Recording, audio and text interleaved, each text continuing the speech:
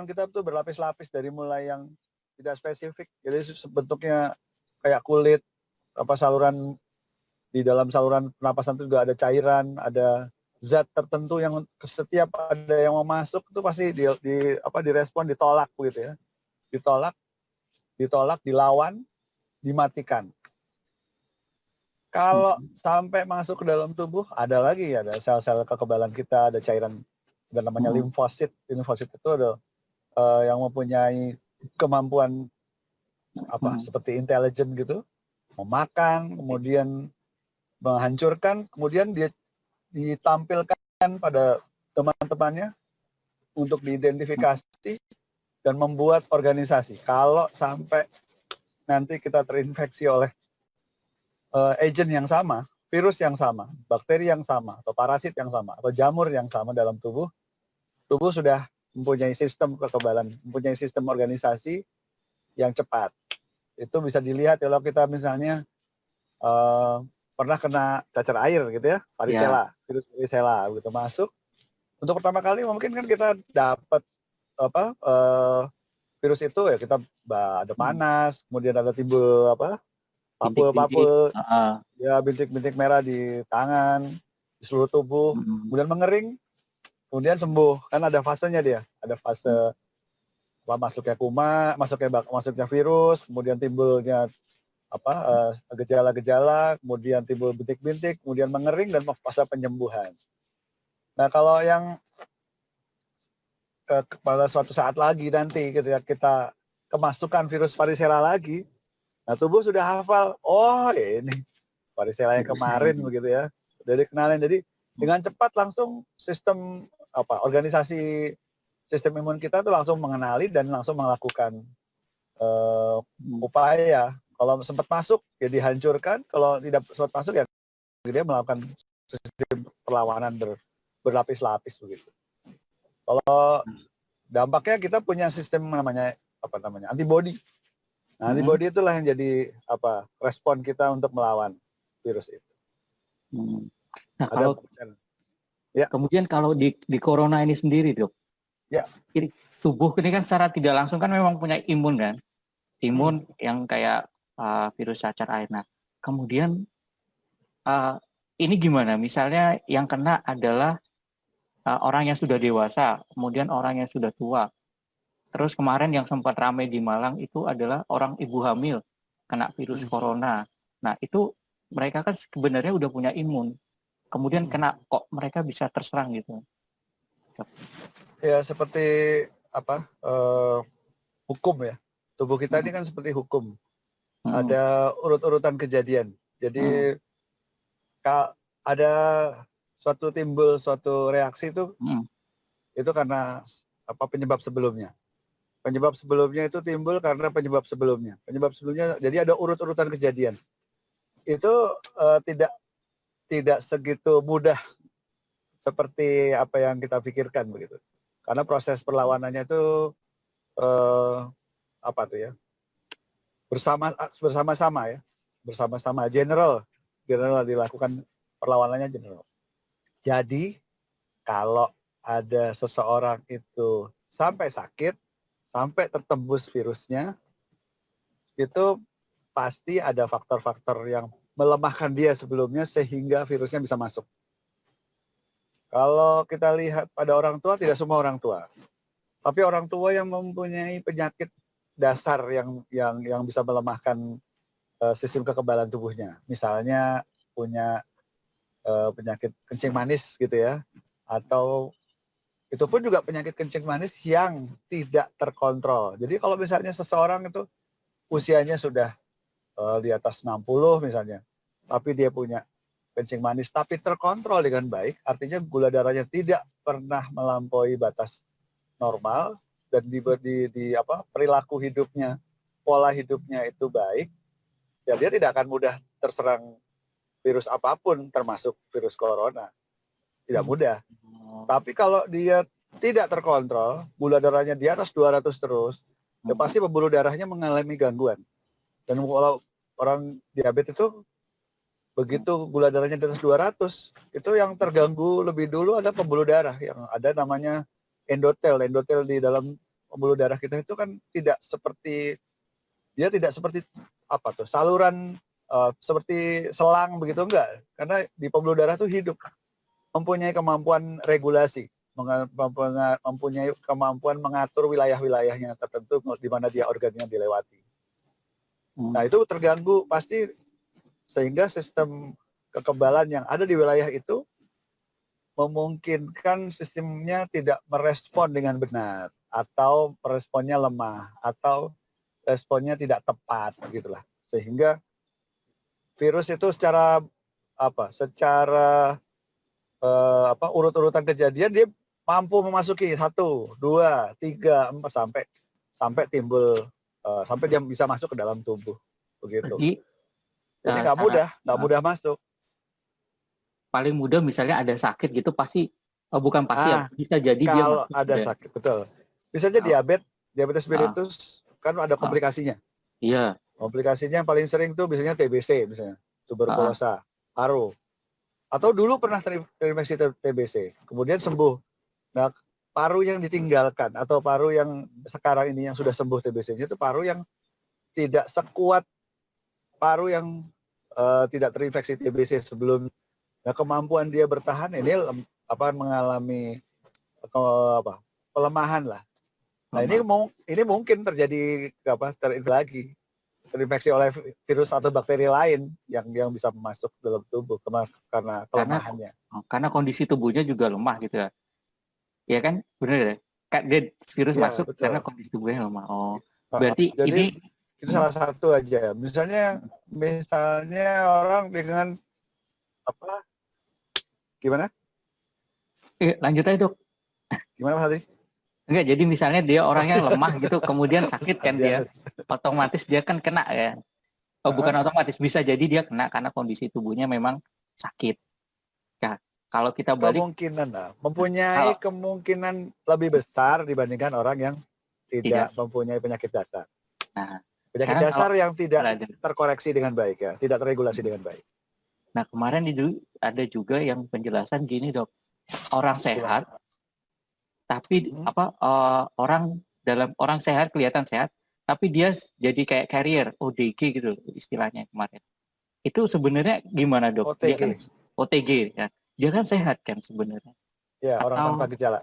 Ya, orang tanpa gejala, kemudian dinyatakan dia terinfeksi virus corona dan harus menjalankan isolasi. Nah, isolasi. Nah, itu dua intinya. Jadi gini, kalau ada orang tanpa gejala dinyatakan sebagai orang tanpa gejala itu begini. Kita tidak ada keluhan, tapi kita kalau di tracing itu ada kemungkinan kontak dengan orang-orang yang pernah mendapat gejala. Terus kita tidak memakai alat-alat atau memakai perlindungan yang sebenarnya yang sesungguhnya ya, misalnya tidak memasker, tidak jaga jarak, kemudian masuk di daerah-daerah yang kerumunannya kurang dari 1 meter, itu kan berarti kan kita punya potensi ya, kita punya potensi tertular. Saya nggak enak nih, habis masuk ke satu tempat yang penuh gitu ya, penuh orang gitu, wah gimana ya, kemudian saya screening, namanya rapid test.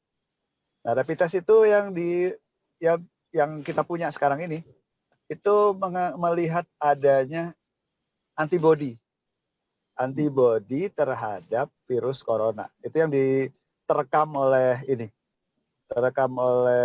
rapid test itu.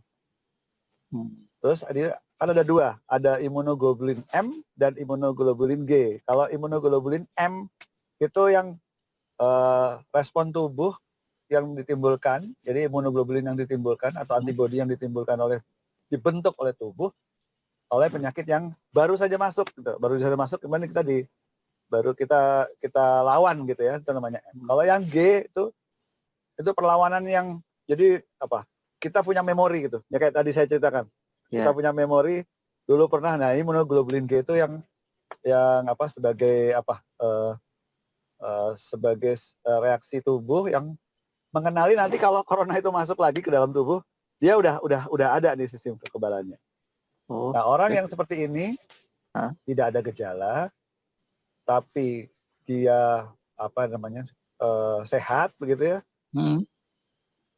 Pertama nih sebagai orang kesehatan, saya menyarankan gini, Pak, Bu, tinggal di rumah aja, kasih kesempatan tubuh mengeliminasi virusnya dengan cara mempererat tubuhnya itu, punya Bapak, sehingga jadi kita istirahat, tidak perlu keluar sehingga tidak memungkinkan paparan baru begitu ya. Ya Pak, cukup saya saja untuk supaya bisa mempersiapkan diri untuk memperkuat sistem kekebalan tubuh dengan cara nutrisi yang baik, istirahat cukup, dan melakukan exercise. Toh saya sehat kan ya, dengan menjaga batin saya juga tetap nyaman.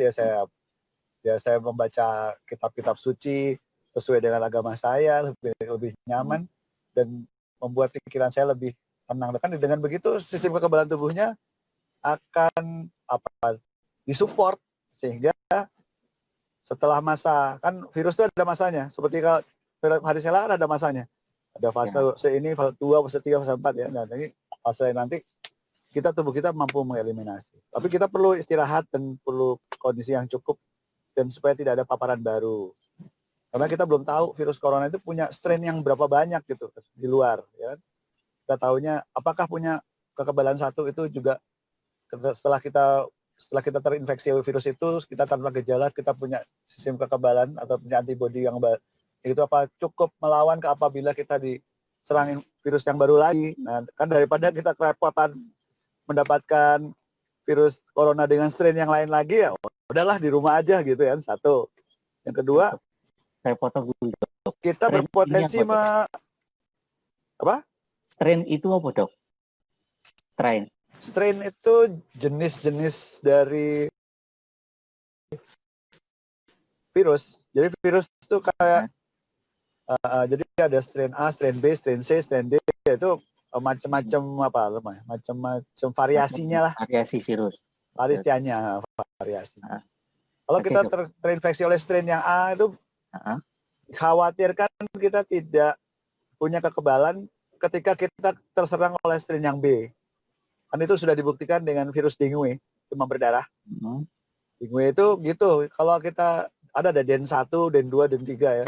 Kalau kita terinfeksi virus dengue 1, itu ternyata kita pasti bisa kena demam berdarah lagi dengan strain virus yang lain, ternyata begitu. Dan kita khawatirkan yang corona ini karena kan masih dalam penelitian ya. Jadi daripada begitu kan, ya sudahlah di rumah aja. 14 hari, 1 minggu sampai 14 hari gitu ya, 2 minggu, supaya kita mampu mengeliminasi virus kita dari dalam tubuh. Terus yang kedua, dengan kita mengisolasi diri, ya kita membantu tidak sampai kita jadi transmitter ya, jadi vektor untuk memindahkan virus yang kita miliki ke orang lain. Dengan begitu, dengan kita mengisolasi diri kan, ya cukup sampai di kita aja, kemudian hilang virus itu, karena kan self-limiting disease. Self-limiting disease itu artinya penyakit yang sembuh sendiri sebenarnya, virus-virus itu kan. Kita punya sistem kekebalan yang bagus, kita sembuh sendiri. Ya sudah, kita istirahat di rumah, memperkuat diri, baik, menjaga batin, karena jiwa yang fisik yang kuat itu tergantung pada jiwa yang sehat. Jadi kalau kita orangnya takut ini, tidak kepercayaannya pada Tuhan tidak bulat ya. Orang takut itu kan kepercayaan pada Tuhan kan nggak bulat ya. Iya, betul. Sepakat ya? Sepakat. Kepercayaan tidak bulat, takut ini, was-was ini, ya itu yang membahayakan. Lebih baik lo di rumah aja deh, menjaga hati, menjaga batin, sambil juga memperkuat sistem kekebalan, sehingga kelak 14 hari lagi kita jadi orang yang baik. Kita cek rapid test-nya, insya Allah negatif. Nah, Dok, itu OTG. Kenapa harus 14 hari, Dok? 14 hari itu kenapa, Dok? Kenapa kok harus diisolasi 14 hari? Itu sesuai dengan itu sifat perkembangan virus dalam tubuh kita. Kan virusnya itu ada masuk masa inkubasi ya. Dia mulai masuk sampai timbul gejala, kemudian setelah sampai masanya nggak timbul gejala, dia udah berarti sudah dieliminasi oleh tubuh kita. Sudah dihancurkan, sudah dimakan, sudah dihancurkan oleh sistem kekebalan tubuh kita. Kekebalan tubuh kita itu kan ada yang sifatnya sel, memakan, menghancurkan, ada yang cairan, juga mematikan, mengobsomnisasi, membunuh. Ya, diharapkan 14 hari selesai begitu. Nah, Dok, jadi kita udah bebas dari virus itu. Oh, gitu. Dok, terus ini kan gini, ada orang sakit, kemudian dia memang kemudian terinfeksi corona. Kemudian ada orang sehat yang dia juga dinyatakan terinfeksi corona. Nah, kemudian saya misalnya saya sehat gitu, supaya saya nggak terinfeksi gimana, Dok? Apalagi kan sekarang juga udah mulai zamannya mau new normal. Supaya kita tidak infeksi, pakai tata cara yang sudah diatur, pakai masker, kontak sama orang berjarak kira-kira 1-2 meter, kemudian pola hidup bersih kita, misalnya kantor kita sebelum kita pakai ya kita semprot dulu desinfektan, ketika kerja pas kerja disemprot lagi supaya tidak ada virus yang nempel. Terus kita juga cuci tangan setiap habis melakukan atau memegang sesuatu.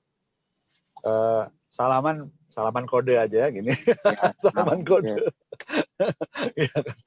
Orang Jawa kan gini kan ya. Iya, kan ya. betul. Gini. Udah cium tangan gini ya, udah cukup dah. Nah, udah kontak udah bagus. Itu cukup, udah kayak begitu tuh dengan cara pola begitu juga udah aman. Ruangan kita ventilasinya baik. AC namanya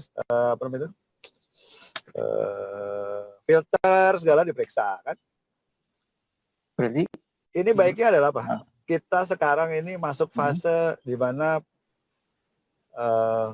agama kan katanya bahwa kebersihan itu adalah sebagian dari iman. Semua agama kan ngomongnya kayak gitu.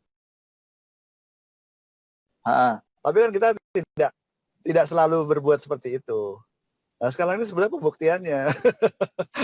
Pembuktiannya bagaimana memang kita tuh sebagai memang umat beragama yang menjaga kebersihan, dan kebersihan itu adalah bagian dari iman kita pada Tuhan ya, pada menjaga kebersihan. Kan kalau orang muslim apalagi kan kita wudhu hampir 5 kali minimal ya. Belum kalau lagi sholat-sholat yang lain. Orang di umat Kristiani kan juga begitu, menggunakan air untuk pembersih kan sebelum berdoa segala macam, bangun pagi. Umat-umat yang lain juga begitu. Di Hindu apa Buddha semua kan menggunakan air sebagai untuk mencuci batin, mencuci fisik sebagai lambang mencuci batin, begitu kan ya? Iya, betul. Sebenarnya itu udah sama Tuhan udah dikasih peringatan, dikasih pelajaran. Nah, sekarang inilah bagaimana nih implementasinya kesehariannya gitu. Kalau pengen sehat ya rajin-rajin lah membersihkan fisik diri dan membersihkan batin. Yang dua-duanya itu memang harus yang ini harus segera dilaksanakan kesehariannya jadi budaya. Itu kalau nggak mau ini. Kalau nggak mau terinfeksi. Di tempat kami, saya juga merawat pasien. Pasien-pasien juga infeksi. Rawat kami juga. Tapi dengan dengan tata cara guidance atau protap yang kita taati, ya alhamdulillah sampai sekarang semua sehat-sehat aja. Tapi ya tetap pakai itu. Karena memang dia aerosol kan di udara, kemudian bisa kontak berpindah dengan satu orang ke orang lain begitu dengan cara bersentuhan, menghirup napasnya. Seperti batuk, pilek segala macam itu kan juga ini apa? Sebenarnya itu mekanisme bertahan dari tubuh kita. Tuhan memberikan itu kan sebenarnya sebagai mekanisme bertahan. Bayangkan kalau nggak ada batuk, semua masuk ke dalam ini nih, masuk ke dalam pernapasan kan. Kalau ada batuk, dibatukkan artinya ya itu mekanisme bertahan. Bersin juga. Tapi sekarang nih diharapkan bersin batuknya ya sesuai dengan tata cara supaya apa? Droplet, istilahnya droplet ya. Ya. Jadi percikan air liur ya. Percikan cairan itu yang kira-kira apa diperkirakan ada virus entah corona entah yang lain. Ya sekarang kita ini sekarang udah mulai membuat budaya baru. Jangan bersin sembarangan, jangan sembarangan. Di sebagian kita kan, mohon maaf kan masih mengabaikan apa atau aturan seperti itu. Jadi sebenarnya ini hikmah baiknya. Hikmah baiknya. Hikmah itu baik ya pasti. Iya. Jadi apa? Pesan baiknya dari corona itu membuat kepada kesehatan kita dan pada kesehatan orang lain. Meludah, jangan sampai di tempat-tempat tertentu, batuk, jangan sembarangan, buang air kecil kan. Kita sering, mohon maaf kan, tidak tertib seperti itu. Tapi sekarang nih harus tertib, Mau nggak mau harus tertib. Demi kesehatan kita, demi kesehatan orang rumah kita, Mas Andri. Iya. Mas Andri kan punya istri, punya anak, punya orang tua yang ada di rumah. Nah, kalau kita abai di luar, itu dampaknya pada orang rumah. Itu yang orang sering lupa. Kadang orang, nggak apa-apa. Beos, apa sih gini, ngapain di... Aku kan kuat. Tapi dia lupa deh. Ketika dia pulang, ada anak istri kita di rumah. Kita kan nggak ingin mereka sakit. Tidak ingin mereka ketularan kan. Apapun penyakitnya, itu corona atau bukan. Gitu. Dengan pola-pola seperti ini, ya Indonesia akan lebih lebih bagus kesehatannya. Iya benar-benar. Ini biasanya nih ya. Iya. Biasanya ini di bulan ini kan kemarin ramenya kan bulan puasa. Iya. Ramenya virus corona ini bulan puasa. Saya minta supaya mereka tertib ya, menjaga tekanan darah, menjaga sebenarnya kebutuhan kami dokter penyakit dalam ya. Untuk menjaga gula darah. Saya cuma menyampaikan jangan sampai penyakit yang biasanya kita yang bapak-bapak ibu itu idap itu menjadi melemahkan sistem kekebalan kita. Oh gimana dok? Dijaga gula darahnya, jaga tensinya. Terus nanti kalau pas lebaran tuh ya tetap menjaga, jangan sampai itu karena biasanya kalau udah puasa bagus gitu, ketika lebaran tuh kan hancur-hancuran tuh. Gula darahnya tiba-tiba jadi tinggi sekali karena makanannya, karena perilakunya yang tadinya bagus ketika puasa, teratur, tertib, makan di jam-jam tertentu dan mengekang hawa nafsunya itu baik sekali, batinnya dijaga baik.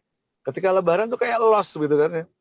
Wah itu jadi, tapi kemarin ini lebaran 1 hari sesudah lebaran, 2 hari, 3 hari tetap itu bagus. Jadi saya bilang wah ini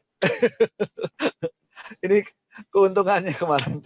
Tapi ternyata Tuhan menurunkan virus coronanya itu justru menjaga kesehatannya umat, menjaga ketertiban kehidupan umatnya, menjaga kesegaran batin jiwanya gitu. Luar biasa.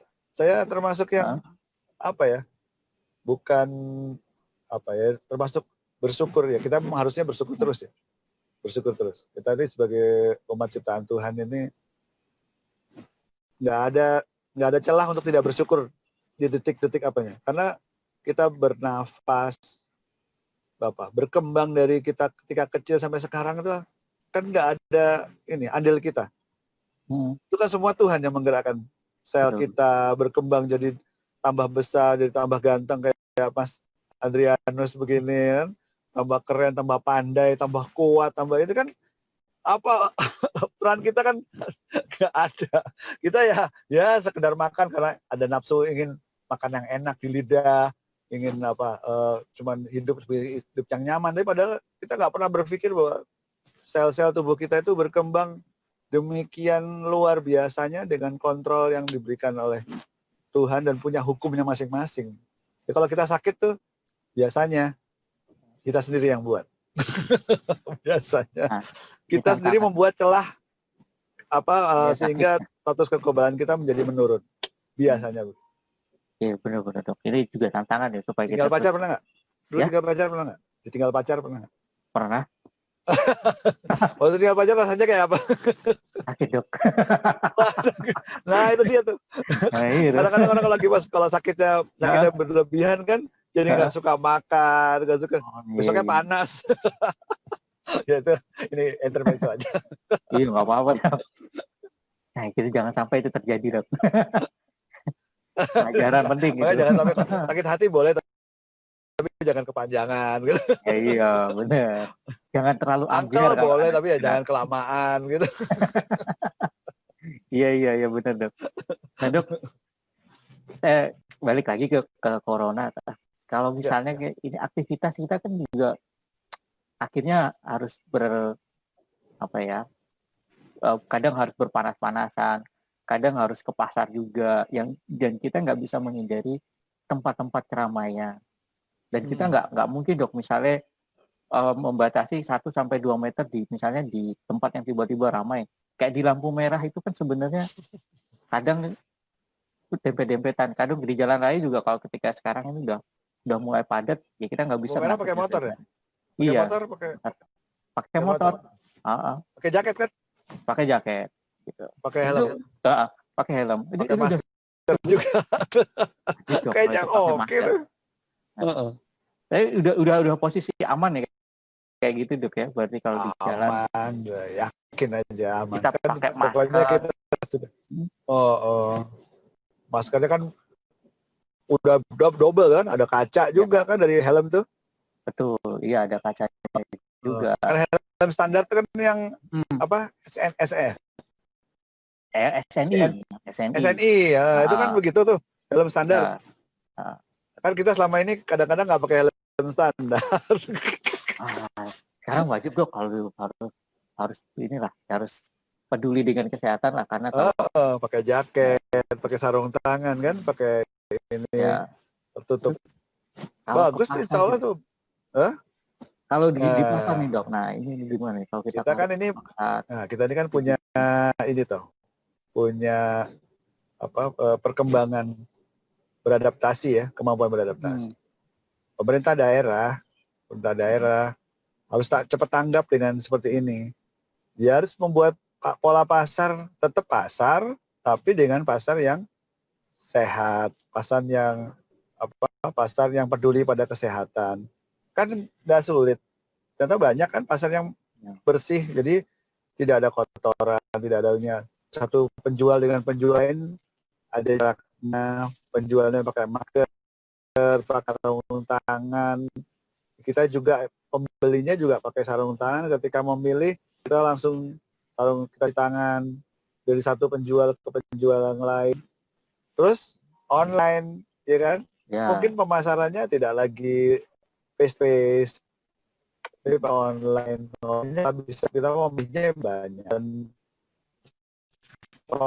harus ini membuat peraturan bagaimana caranya pasar online itu dilakukan dengan mempertimbangkan persaingan berusaha. Kan persaingan berusaha kan ada itunya ya, ada lembaganya ya. Ya.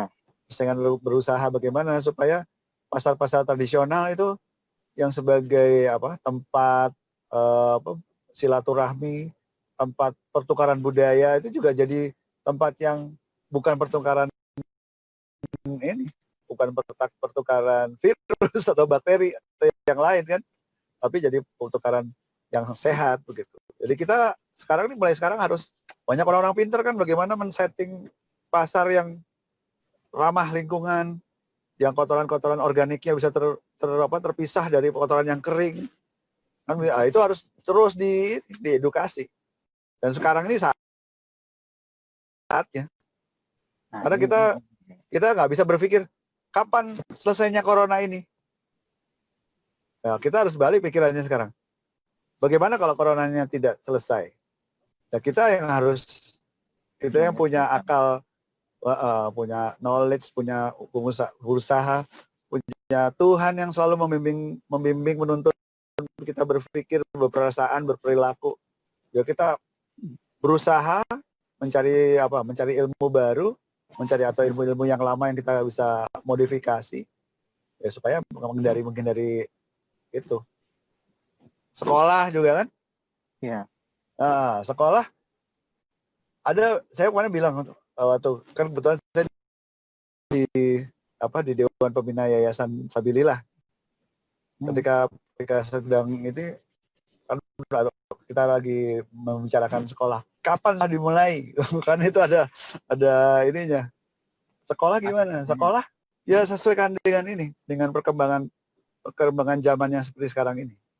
Mana sekolah yang paling aman, tapi tidak menghilangkan pola transfer knowledge, attitude, dan skill gitu ya. Karakter, pembangunan karakter. Di mana anak-anak tetap mendapat pendidikan karakter dari gurunya. Bagaimana caranya? Nah, ini yang harus dirumuskan. Kapan ketemu? Kapan boleh ketemu? Berapa jumlah yang boleh ketemu? Skillnya, praktikum, segala macam itu kan harus ada ya. Skill yang harus dilakukan. Nah, itu gimana caranya? Ruangannya seperti apa? Ya sekarang ini yang harus kita cepat-cepat lakukan. Aduh, biayanya kok besar sekali. Mahal. Kan belum dilaksanakan, belum dijalani. Apa iya mahal? Apa iya nggak ada yang lain? Gitu kan kita kan pasti perlu terus ini. Jadi sekarang ini justru kita sama Tuhan dipacu untuk berpikir yang lebih visioner, lebih visioner, futuristik, lebih futuristik, benar. Iya kan ke depan, kita jangan, aduh, jangan gimana nih corona nggak hilang-hilang, kapan hilangnya lah itu kayaknya bukan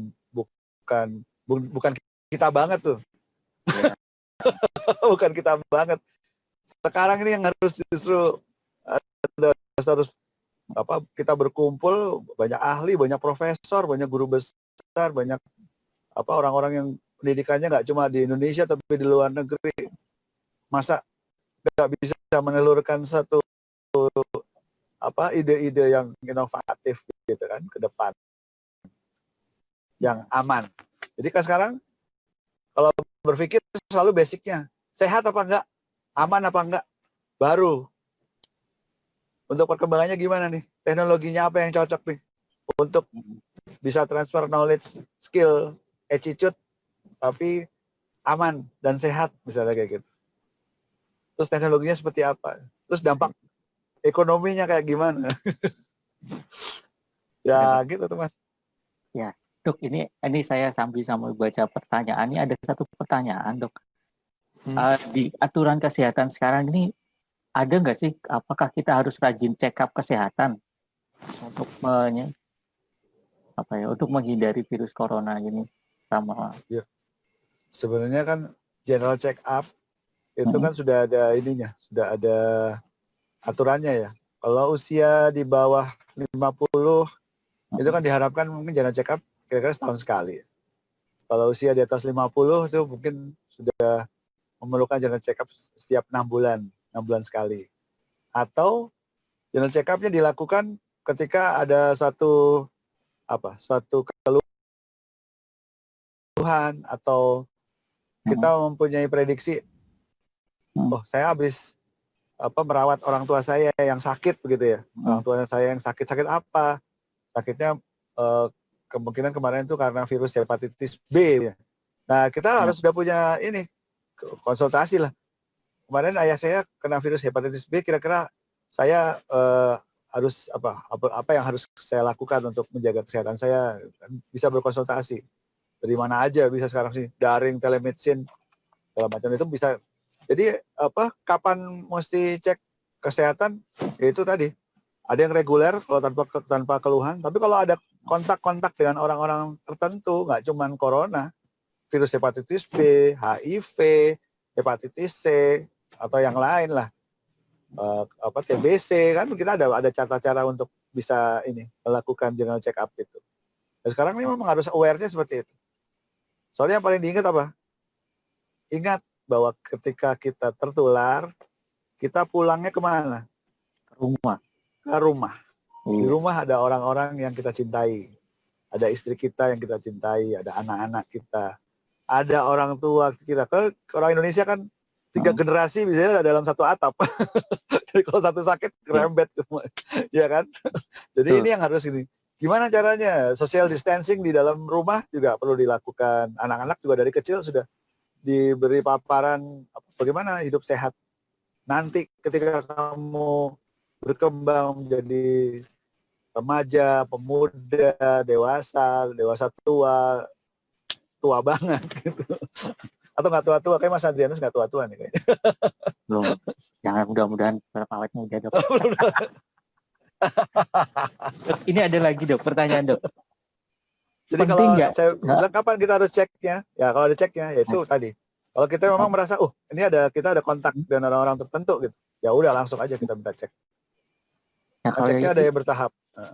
Oh ya benar. Ya, ini penting nggak sih untuk misalnya ganti baju setiap pulang ke rumah? Jadi Sangat penting. setelah beraktivitas dari luar, dia pulang ke rumah ganti baju semuanya, itu penting dilakukan nggak, Dok? Untuk penting dilakukan. Iya, penting dilakukan. Karena Indonesia ini kan alhamdulillahnya banyak virus, banyak bakteri, banyak parasit, banyak jamur, ya kan? Sehingga tubuh kita ini ya sebenarnya sih udah biasa terpapar dengan berbagai macam hal itu. Tapi kan kita nggak tahu kondisi kita hari, detik demi detik, menit, jam. Ini kita lagi pas kuat apa lagi pas lemah gitu. Kadang-kadang kita nggak sadar gitu kan. Nggak sadar. Nah, untuk itu daripada kita pulang pas di jalan, kita pas lagi kebutuhan tubuh kita sedang dalam keadaan mudah tertular, atau pakaian kita terkena kuman yang lain, ya prosedur kebersihan di rumah ya kita pakai. Masuk ke rumah, lepas baju, ganti, mandi dulu, baru bertemu dengan keluarga. Itu tadinya kayaknya ribet ya, ribet. Saya juga tadinya tuh. Saya ya mohon maaf walaupun saya dokter gitu, kadang pulang udah malam gitu kan, udah malam, aduh kayaknya mau mandi gitu kok kayaknya mendingan tidur lah daripada begitu. Sekarang enggak, masuk rumah, buka sepatu, buka kaos, taruh di tempat yang tertentu, saya masuk kamar khusus untuk melepas baju semua, masuk kamar mandi, baru ketemu istri saya. Itu kalau sayang istri sih, sayang anak. Oke. Jadi prosedur standar sekarang itu, Dok. Prosedur standar. Maka saya bilang ini luar biasa lah ini. Saya bilang aduh, saya kadang-kadang terharu juga. Gila ya. Tuhan tuh kalau mau mengatur umatnya tuh sedunia loh, cuma mengutus satu virus kecil banget, satu virus ke dunia tuh, semuanya bisa berubah. Gila menurut kita yang biasa dulu kuliah senangnya ngajar tetap muka, sekarang kan harus melek daring, ada Zoom, ada Google Drive, ada Google Classroom, ada macam-macam. Keren. Harus menyesuaikan kita semuanya ya. Betul. Dan sekarang mungkin tidak lagi menyesuaikan, tapi mungkin kita ya futuristik, harus visioner ke depan. Seandainya ada seperti ini lagi, atau ini tidak akan berakhir, kita kan tetap harus survive nih. Iya, tetap bisa happy ya. Tetap bisa happy di keadaan apapun. Ini ada lagi, Dok. Misalnya di tetangga kita kena virus corona, apakah kita harus mengisolasi diri juga nih, Dok? Tetangga samping rumah misalnya kena virus corona, apakah tetangganya itu apakah kita harus mengisolasi gitu? Oh, nggak usah. Cukup tetangganya kita himbau kan untuk dia tetap di rumah. Tapi ya kita sebagai umat beragama eh, berbudaya sebagai keluarga gotong royong di orang Indonesia ya. Jadi kita harus beri empati juga kan pada keluarga Ya. itu. Untuk tetap di rumah ya kita bantu makan, minumnya, misalnya gantian keluarga ini sebelah. Mungkin dengan cara seperti itu Tuhan menghindari kita dari infeksi juga. Berbuat baik, satu. Yang kedua, kita ini, kalau jarak, kan jelas rumahnya lain ya. 1-2 meter kan kita bisa tahu. Seberapa sih pentalannya itu kan kita pakai masker juga. Oh, masker juga. Dan kita terapkan prosedur kebersihan di rumah kita. Masalahnya kita malas untuk melakukan prosedur kebersihan itu di rumah. Masalahnya itu. Sudahlah. Nah, semua yang mau sudahlah itu ya biasanya yang tertular, yang sudahlah itu. Sudahlah. Tapi kalau dia tertib ini, insya Allah enggak lah. Masih. Apalagi terus dia care sama tetangganya. Kemarin tuh saya juga pernah ada kasus begitu di suatu wilayah gitu. Dan saya diminta untuk datang oleh petinggi wilayahnya untuk datang untuk menjelaskan kepada perumahan itu bahwa ini begini aman sudah. Kita semua nggak perlu melarang dia pakai digembok rumahnya atau dipalang gitu, nggak perlu. Lewat depan rumahnya kita nggak berani, nggak usah. Tetap biasa dia dalam rumah, tapi sebagai empati kita beri dia support kan, kita bantulah. Mbak mau belanja apa, mau apa, butuhnya apa, hari ini mungkin ini, besok rumah ini kan, kita masih bisa berkarya di luar kan, sebagai ini. Berarti isolasi menimbulkan solidaritas baru gitu. Iya. Dok, berarti isolasi itu bukan berarti menghentikan kita bertemu orang ya.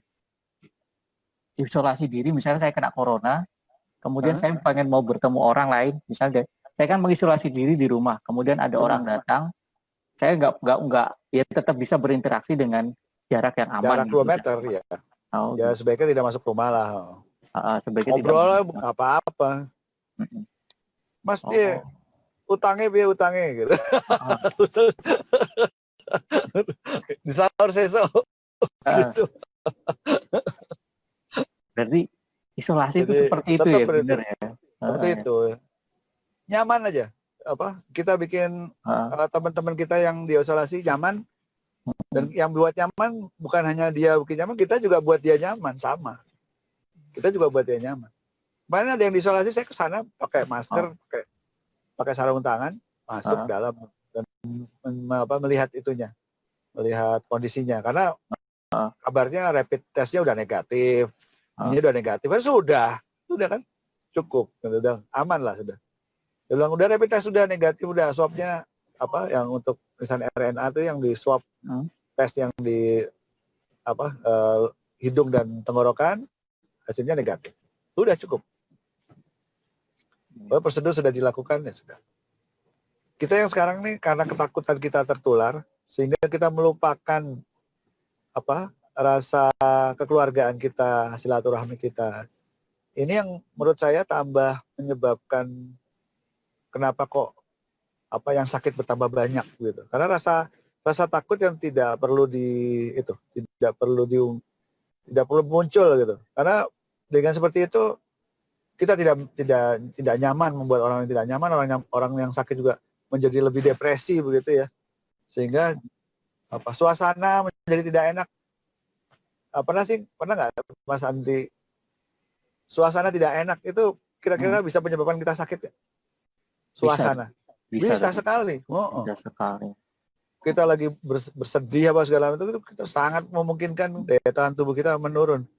Jadi kita tertularnya itu gara-gara kita sendiri jadinya, karena kita ketakutan, karena kita tidak aware sama keluarga, tidak aware sama tetangga, malah menyebabkan suasana mencekam gitu. Ini memang dibutuhkan kepemimpinan wilayah tertentu itu untuk bisa tetap membuat nyaman. Iya, kita harus positive thinking istilahnya, Dok. Betul. Kita harus selalu berprasangka baik sama Tuhan. Prasangka baik. Kalau kita was-was, takut itu kan kita berprasangka buruk sama Tuhan. Lah kita dari mulai 0 tahun sampai sekarang nih hidupnya dibuat bahagia sama Tuhan, masa gara-gara begini aja kita jadi berprasangka buruk. Iya, jangan tak. Iya Ya, kan? betul, betul, betul, betul, betul. Lupa ya gitu. Ya, ini Udah juga. hidup bertahun-tahun nyaman loh. Kok baru ada kayak gini, wah panik. Iya, iya. Dok, mungkin ada tambahan lagi dok terkait virus corona yang mungkin eh, supaya himbauan ke masyarakat selain berpikiran positif mungkin ada hal-hal yang lain. Iya. Kan apa pembicaraan kita ini kan apa dampak positif gitu ya. Iya, Dampak dampak positif kan positif. kita udah ya. Dampak positif itu timbul karena rasa eh, disiplin kita terhadap aturan-aturan yang ada. Ini aja. Dan jangan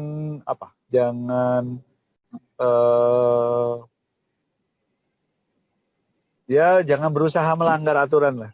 Aturan yang ada ditaati, entah itu aturan pemerintah, entah itu aturan budaya, entah itu aturan agama, entah itu aturan kesehatan. Karena saya yakin bahwa aturan-aturan itu pasti niatnya baik. Pasti untuk menjaga kesehatan fisik, kesehatan batin kita. Ikuti aturan yang sudah ada. Protap-protapnya tetap dilakukan. Dan kita harus belajar. Saatnya kita belajar, nggak bisa kita tidak belajar untuk mengetahui kondisi-kondisi kayak gitu. Kita harus belajar. Yang kedua, menyikapi semua hal, terutama informasi dari manapun, entah itu informasi benar atau informasi yang tidak benar, atau informasi yang mengganggu kehidupan kita, atau informasi negatif apapun, ya tetap disikapi dengan pendekatan diri kita pada Tuhan. Ya, jangan bersikap reaktif terhadap semua informasi. Tetap biasa melihat informasi dan kemudian mencari tahu dengan tenang apa sebenarnya isi informasi. Tapi kalau misalnya sudah kita mencari tahu dan kita tidak tahu, ya sudah. Ya kita tetap ikut, kan kita sudah tahu aturan. Iya. Ya kan kita sudah tahu aturan, ya sudah. Ada informasi, nggak sesuai dengan aturan, ya sudah, abaikan, begitu kan? Ini kacau gitu. Ya kalau itu, ya kalau ini kita menganggap ini ada sesuatu yang tidak benar, ya kita sampaikan pada salurannya yang benar. Tapi nggak usah perlu kita bereaksi terlalu berlebihan begitu ya. Karena kita bereaksi berlebihan terhadap informasi, ini yang rugi kita sendiri. Yang rugi kita sendiri, yang rugi keluarga kita, karena sikap kita. Kemudian yang ketiga, jangan takut-takut mendatangi atau menghubungi pusat informasi kesehatan sekarang ini. Iya. Karena makin kita memutuskan itu sendiri tanpa ilmu, tanpa pengetahuan yang cukup, ya kita akan tersesat, akan merugikan kita sendiri. Jadi kalau ada sesuatu, cari informasi yang benar pada dokter yang berkompeten, pada rumah sakit yang berkompeten, dan nggak usah takut dengan rumah sakit. Karena rumah sakit sudah pasti sudah mengeterapkan prosedur kesehatan yang benar justru. Ini sebenarnya malah aman sebenarnya kalau bertanya pada rumah sakit. Karena mereka sudah mengikuti aturan-aturan, masuk pakai masker, cuci tangan. Kemudian ketika masuk ke ruang praktek ada penutup kacanya, kemudian berhubungan juga ada waktunya, kemudian dokternya juga menggunakan perawatnya juga. Saya pikir itu udah ini. Desinfeksi di rumah sakit itu dilakukan secara jam detik dan tergantung situasi. Mungkin kalau ruangan yang sering dilewati orang, ya pasti akan dibersihkan berulang-ulang. Ya. Kalau ruangannya dia pasti karena udah mengikuti aturan itulah. Yang kelima, untuk pasien-pasien yang meninggal dunia dengan kondisi, kita harus berpikir bahwa meninggalnya kan takdir memang. Tuhan yang menentukan ya atas ininya. Dan yang perlu dipikirkan adalah tidak ada satu peristiwa apapun tanpa penyebab, tanpa kondisi yang memperburuk. Jadi kita tidak usah terlalu buruk sangka dengan yang sakit. Jadi nggak ada orang tiba-tiba sakit, tiba-tiba meninggal tanpa ada perjalanan penyakit yang benar, yang sudah mendasarinya. Kecuali kalau kecelakaan. Tapi kalau semua itu pasti ada perjalanannya. Serangan jantung, tersumbat pembuluh darah koroner, itu pasti ada penyakit yang mendasarinya 10-15 tahun sebelumnya. Stroke itu juga nggak ada nih, mendadak tiba-tiba. Itu ada perjalanan penyakit sebelumnya. Ada diabetes mellitus, ada hipertensi yang tidak terkontrol, ada kolesterol, banyak sekali. Iya. Pola hidupnya yang tidak baik, minum alkohol, merokok, segala macam lah. Jadi ada faktor-faktor yang, jadi nggak ada orang ujuk-ujuk meninggal, itu nggak ada orang ujuk-ujuk sakit, itu nggak ada. Orang Jawa ya ujuk-ujuk. Tiba-tiba itu nggak ada. Pasti ada perjalanan penyakit yang mendasari. Dan untuk itu kita nggak perlu berprasangka yang macam-macam pada yang ini. Nah, aib kayak apa, nggak usah lah. Kita ini takdir Tuhan, dia sakit, kita hormati. Kenapa dia dilakukan untuk perlindungan seperti itu sebenarnya melindungi yang memandikan jenazah, melindungi keluarganya yang memandikan jenazah, melindungi itu. Dan nggak perlu bersikap bahwa mayat atau jenazah ini menjadi tidak terhormat atau tidak sesuai agama. Tetap sesuai agama, tapi juga mengindahkan para yang melakukan pulasara jenazah tadi kan dia punya keluarga nih, kasihan nanti keluar ke rumah ada anak istrinya yang bakal tertular oleh jenazah yang tadi yang kita juga nggak tahu. Maka saya sampaikan juga ke teman-teman yang mempunyai tugas memandikan jenazah dari agama apapun. Ya sekarang semua jenazah punya potensi untuk menularkan penyakit apa saja, tidak hanya corona, apa saja kan? Karena banyak pasien-pasien yang menderita penyakit lain. Ya kita tetap harus sesuai prosedurnya supaya aman semua, keluarga kita juga aman. Jadi nggak menyesal di kemudian hari. Gara-gara emosional karena merasa menghormati jenazah, tapi padahal sudah dilakukan sesuai dengan aturan agama, sesuai dengan prosedur itu, kita lakukan sesuatu yang melawan aturan, malah keluarga kita yang kena. Keluarga kita yang kena kan, itu malah lagi. Jadi sekarang ini berpikir secara rasional, dengan logika agama yang baik, tidak terlalu menutup diri terhadap informasi. Jadi karena kita kalau mau belajar agama itu harus membuka diri dengan ilmu ajaran apapun yang bisa membangkitkan atau menggairahkan kita untuk selalu berdekatan dengan Tuhan, begitu kan? Kita kan tahu lama-lama ini ajaran nggak bener, ini bener apa enggak, itu kan udah bisa kita lihat. Jadi nggak usah terlalu menutup diri. Enggak, itu salah. Hanya saya yang benar, itu yang nggak bisa, itu nggak boleh gitu. Hanya saya yang benar ya, emang siapa kamu itu? Nggak boleh. Jadi semua harus sesuai dengan itu. Sepertinya itu ya. Iya, yang penting. Sip. Ya, terima kasih banyak nih dok, kita diberi pengetahuan baru soal virus corona. Ya karena informasi memang kadang simpang siur, kadang gimana, dan memang butuh ahli untuk menjelaskan soal corona ini. Iya. Ya. Dan sekarang itu gini, lidah kita tuh berarti kan pikiran, lidah termasuk tangan ketika menulis kita memberikan informasi pada orang lain. Ya. Itu memang harus bijak mengeluarkannya. Kebenaran itu harus disampaikan, tapi kebenaran yang disampaikan adalah kebenaran yang menuju pada kebaikan. Tuh. Kebenaran itu memang baik, baik juga benar. Tapi caranya menyampaikan, caranya mengemas, caranya ini perlu ada wise lah gitu ya. Ya, harus bijak. Wise. Sebagai seorang umat Tuhan itu kita ya carilah yang lebih